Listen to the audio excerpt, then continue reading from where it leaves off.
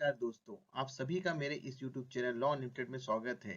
मैं जानता हूं कि मैं कई दिनों बाद एक जजमेंट लेके आया हूं क्योंकि मैं अपने काम में थोड़ा व्यस्त था, इसलिए नए वीडियो नहीं बना पा रहा था।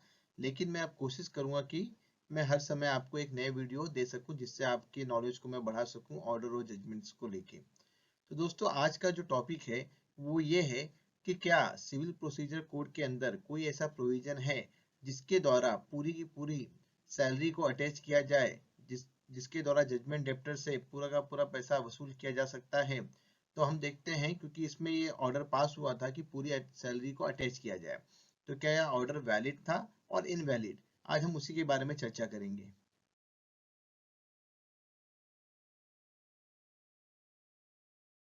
ये इस केस की डिटेल है, जैसा कि मैं अपने हर स्लाइड में देते आया हूं, ताकि आप इसके हार्ड कॉपी चाहें तो निकाल सकते हैं के डिटेल डाल के गूगल पे। तो ये आप जरूर देखिएगा। आइए अब हम इस केस को समझ लेते हैं। होता यह है कि राजकुमार जी रमेश कुमार को 3 लाख रुपए लोन देते हैं और एक तय समय सीमा के अंदर इस लोन को चुकाना होता है। लेकिन रमेश कुमार जब वो समय सीमा समाप्त हो जाती है, तब ये पैसे देने से मना कर देते हैं, जिसके बिहाफ में राजकुमार सेशन कोर्ट में एक रिकवरी सूट फाइल करते हैं अपने पैसों के लिए। वहां पर कोर्ट ऑर्डर देता है कि क्योंकि रमेश कुमार पैसे को एडमिट कर रहे हैं लेकिन पैसे नहीं दे रहे हैं, इसके लिए इनकी जो सैलरी है उसको अटैच कर लिया जाए। क्योंकि ये गवर्नमेंट के अंदर काम करते हैं, इसलिए सैलरी को अटैच करना काफी हद तक पॉसिबल था। लेकिन ये जो ऑर्डर दिया गया कि पूरी सैलरी को अटैच किया जाए, इसे चैलेंज किया गया बाय रमेश कुमार। रिवीजन उन्होंने फाइल किया हाई कोर्ट में कि ये जो ऑर्डर दिया गया पूरी सैलरी अटैच करने का under section 60 of the civil procedure code, ये पूरी तरह से गलत है और मैं ये मानने के लिए तैयार नहीं हूँ। आइए अब हम देखते हैं कि पिटिशनर के वकील का क्या कहना था। पिटिशनर के वकील का कहना था कि पूरी सैलरी अटैच करना under section 60 of the civil procedure code ये पूरी तरह से गलत है, क्योंकि उसके अंदर ये कहा गया है कि 1/3 सैलरी ही अटैच की जा सकती है, ना कि पूरी। समन देने के बावजूद रिस्पोंडेंट की तरफ से कोई भी नहीं आया, इसीलिए कोर्ट ने इशू फ्रेम किया कि क्या total attachment of salary of the revisionist in execution of money decree is valid or not under section 60 of the civil procedure code 1908। आइए सबसे पहले हम सेक्शन 60 को देख लेते हैं। सेक्शन 60 क्या कहता है? Property liable to attachment and sale in execution of decree.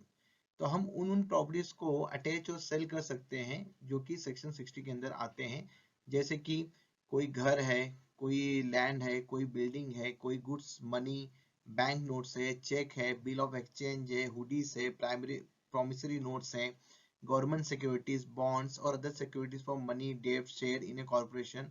इन सबको हम कर सकते हैं। और जो भी सेलेबल प्रॉपर्टी एक्चुअली, चाहे वो मूवेबल हो वो इमूवेबल हो, वो अगर जजमेंट डेप्टर के पास है और या तो उन्होंने किसी और व्यक्ति को दिया है लेकिन प्रॉपर्टी उनकी है, तो हम उसको भी सेल कर सकते हैं।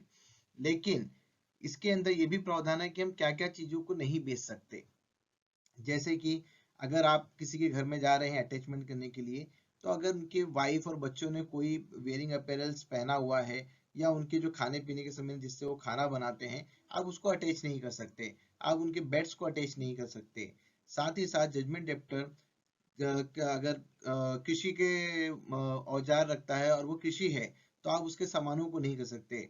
जैसे कि कोई आर्टिशियन है, तो आप उसके पास अगर गिटार है या कोई म्यूजिकल इंस्ट्रूमेंट है, तो आप उसको भी अटैच नहीं कर सकते। और जैसा कि इसमें मेंशन किया गया है कि 1/3 of the salary in execution of any decree for maintenance, that is clause I A. तो अगर मेंटेनेंस के लिए भी हम सिर्फ 1/3 ही कर सकते हैं, तो बाकी प्रोसीजर में भी हमको 1/3 ही लेना पड़ेगा, ना कि पूरी सैलरी को हम अटैच कर सकते हैं। क्योंकि अगर हम उसकी पूरी सैलरी अटैच कर लेते हैं, तो वो क्या खाएगा, अपने बच्चों को क्या खिलाएगा। इसीलिए कोर्ट ने ये माना कि ये ऑर्डर पूरी तरह से गलत है और इसको सुधारने की जरूरत है। और इसीलिए कोर्ट ने in the interest of justice इस ऑर्डर को रिजेक्ट कर दिया और वापस से सेशन कोर्ट को कहा कि आप फिर से कंसीडर कीजिए, क्योंकि ये पूरी तरह से रॉन्ग है कि पूरी की पूरी सैलरी अटैच कर ली जाए और आप सिर्फ 1/3 सैलरी ही अटैच कर सकते हैं।